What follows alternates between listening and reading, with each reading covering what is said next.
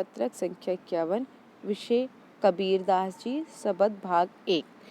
तो मैंने पहले ये पढ़ूंगी शब्द, फिर आप इसे ध्यान से सुनेंगे और समझेंगे। मैं शुरू करती हूँ पढ़ना। मोको कहाँ ढूंढे बंदे, मैं तो तेरे पास में। तो कबीरदास जी कह रहे हैं कि मोको मतलब मुझे, कहाँ ढूंढ रहे हो? ईश्वर को साक्षी मानकर जो कबीर हैं वो कहते हैं कि तुम मुझे कहाँ ढूंढ रहे हो, कहाँ ढूंढ रहे हो? मैं कहीं और नहीं, मैं तो तुम्हारे पास ही हूँ, यानी तुम्हारे भीतर हूँ। तो मुझे कहीं भी ढूंढने की ज़रूरत नहीं है। ना मैं देवल, ना मैं मस्जिद, ना तो मैं किसी देवल मतलब मंदिर, ठीक है, देवल मतलब मंदिर। ना मैं देवल, ना मैं किसी मंदिर में रहता हूँ, ना मैं किसी मस्जिद में रहता हूँ, ना काबे और कैलाश, ना किसी काबे और कैलाश। काबा और कैलाश जो है एक धार्मिक स्थल हैं, ये सारे धार्मिक स्थल हैं। तो ये कह रहे हैं कि ना मैं किसी विशेष स्थान पे रहता हूँ, मैं इनमें से किसी भी स्थान पर नहीं रहता, मैं तो सबके अंदर रहता हूँ, मैं सबके भीतर ही निवास करता हूँ, मैं कण कण में विद्यमान हूँ। ना तो कौन क्रिया कर्म में, ना तो मैं किसी क्रिया, अगर पाना है तो उसके लिए किसी भी क्रिया कर्म या कोई भी योग वैराग धारण करने की ज़रूरत नहीं है।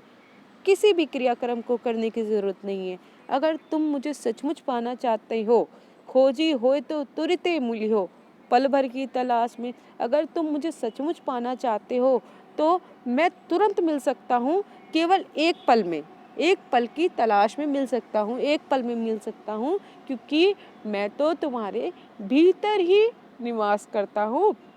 कहे कबीर सुनो भाई साधो। कबीर जी कह रहे हैं कि हे साधो सुनो, हे सज्जनों सुनो, मैं सब श्वासों की सांस में निवास करता हूँ। श्वासों की मतलब सबकी प्राण में, सबके भीतर, सबके अंदर मैं निवास करता हूँ। तो मैं, अगर आप मुझे अपने भीतर इधर उधर ढूंढने की बजाय अपने भीतर, अपने अंदर ही ढूंढने की कोशिश करेंगे तो मैं तुरंत ही मिल जाऊँगा। तो आशा करती हूँ बच्चों इस शब्द की व्याख्या आपको समझ में आई होगी। अब आओ हम प्रश्नों के उत्तर करते हैं। पहला प्रश्न देखते हैं, मनुष्य ईश्वर को कहाँ कहाँ ढूंढता फिरता है? तो आप इसका उत्तर लिख सकते हैं, मनुष्य ईश्वर को मंदिर में, मस्जिद में, काबे कैलाश में ढूंढता फिरता है। क्रियाक्रम में, योग में, वैराग में, ठीक है, मंदिर, मस्जिद। अब फिर इसके बाद, कबीर ने ईश्वर प्राप्ति के लिए किन किन प्रचलित विश्वासों का खंडन किया है? तो कबीर ने ईश्वर प्राप्ति के लिए जो हम मानते हैं कि जो ईश्वर है, अगर हम योग वैराग धारण कर लेते हैं, किसी विशेष क्रियाक्रम को अपना लेते हैं, या कोई क्रियाक्रम करते हैं, कोई कर्मकांड करते हैं, तो हमें ईश्वर आसानी से मिल सकता है। या हम मंदिर मस्जिद में जाते हैं तो वहीं हमें ईश्वर प्राप्त होता है। तो ये जो विश्वास है लोगों का ईश्वर को लेकर, इन विश्वासों का कबीर ने खंडन किया है। कबीरदास जी के अनुसार ईश्वर हमें कहाँ मिलेंगे?